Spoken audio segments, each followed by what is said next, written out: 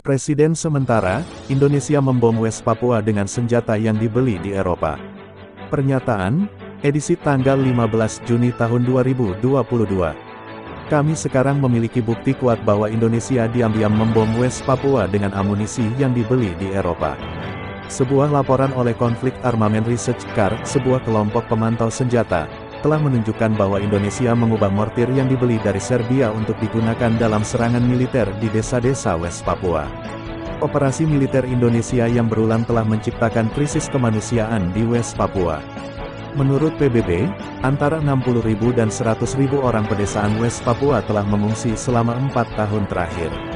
Kabupaten Duga telah dikepung sejak 2018, dengan lebih dari 45.000 orang Duga harus meninggalkan rumah, gereja, dan sekolah mereka karena agresi Indonesia. Tetapi karena Indonesia telah mengintensifkan pendudukan militer mereka, mengirimkan 25.000 tentara tambahan selama 3 tahun terakhir, perpindahan internal telah menyebar ke daerah lain seperti Intan Jaya dan Oksibil. Orang West Papua telah mencoba menunjukkan bom dunia yang tersebar di sekitar rumah mereka, bukti serangan militer Indonesia yang mengerikan, tetapi kami telah diabaikan.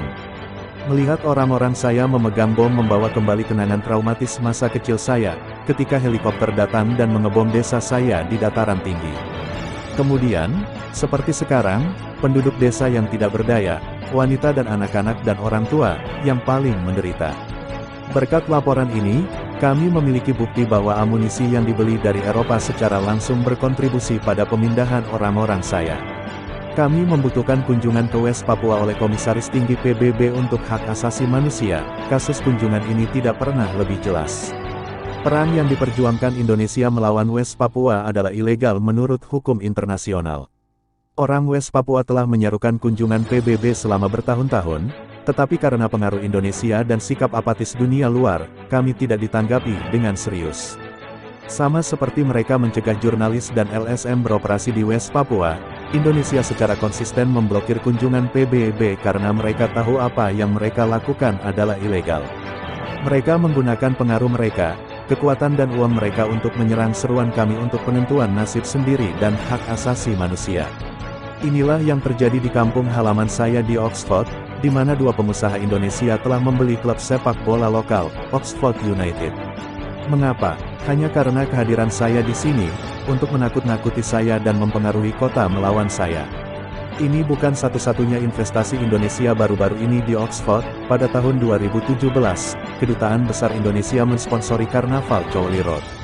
Oxford adalah salah satu kota terkaya dan paling bergengsi di dunia. Mengapa kita membutuhkan uang Indonesia? Uang itu harus pergi ke daerah kumuh di Jakarta, orang-orang yang hidup dalam kemiskinan ekstrim di seluruh Indonesia. Seharusnya tidak digunakan untuk menyerang penentuan nasib sendiri West Papua. Orang-orang Oxford perlu memahami maksud di balik investasi ini.